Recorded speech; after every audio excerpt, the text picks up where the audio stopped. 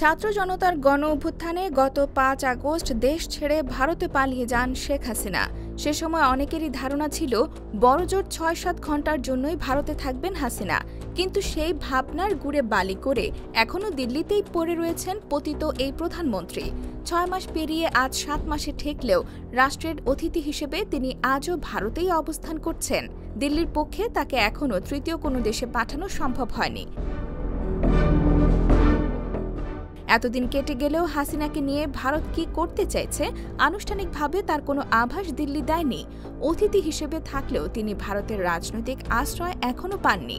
এদিকে তাকে সোশ্যাল মিডিয়াতে দলের নেতাকর্মীদের উদ্দেশ্যে ভাষণ দিতে অনুমতি দেওয়া হলেও সেই ভাষণের দায় থেকে নিজেদের রীতিমতো বিবৃতি দিয়ে সরিয়ে রেখেছে ভারত। এদিকে ভারতের পররাষ্ট্রমন্ত্রী জয়শঙ্কর কিংবা তার মন্ত্রণালয়ও একাধিকবার বলছে বাংলাদেশের সঙ্গে ভারতও সুসম্পর্ক চায়, কিন্তু শেখ হাসিনাকে বিচারের জন্য প্রত্যর্পণ করার অনুরোধ আসার ২.৫ মাস পরও কোনো জবাব বাংলাদেশ সরকারকে দেয়নি ভারত। আবার ভারত যে বাংলাদেশে হাসিনার ব্যক্তিগত রাজনৈতিক পুনর্বাসনের সহায়তা করবে এমন কোনো ইঙ্গিত দেয়নি। এমন পরিস্থিতিতে অনেকের মনেই প্রশ্ন উঠেছে, তাহলে শেখ হাসিনাকে নিয়ে এই মুহূর্তে ভারতের ভাবনা বা পরিকল্পনা কী?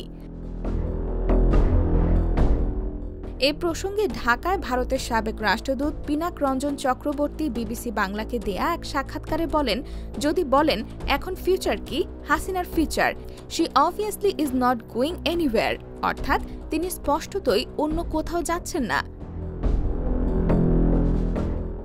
শেখ হাসিনাকে বিচারের জন্য বাংলাদেশের হাতে তুলে দিতে অন্তর্বর্তী সরকার ভারতকে যে অনুরোধ জানিয়েছে সে প্রসঙ্গে পিনাক রঞ্জন চক্রবর্তীর মতে, যে মামলায় বিচারের জন্য তাকে ফেরত চাওয়া হচ্ছে সেটা যদি রাজনৈতিক উদ্দেশ্য প্রণোদিত বলে মনে হয় তাহলে সেই অনুরোধ খারিজ করার বিধান প্রত্যর্পণ চুক্তিতেই আছে এবং সেই যুক্তি প্রয়োগ করেই ভারত এই অনুরোধ নাকচ করে দিতে পারে।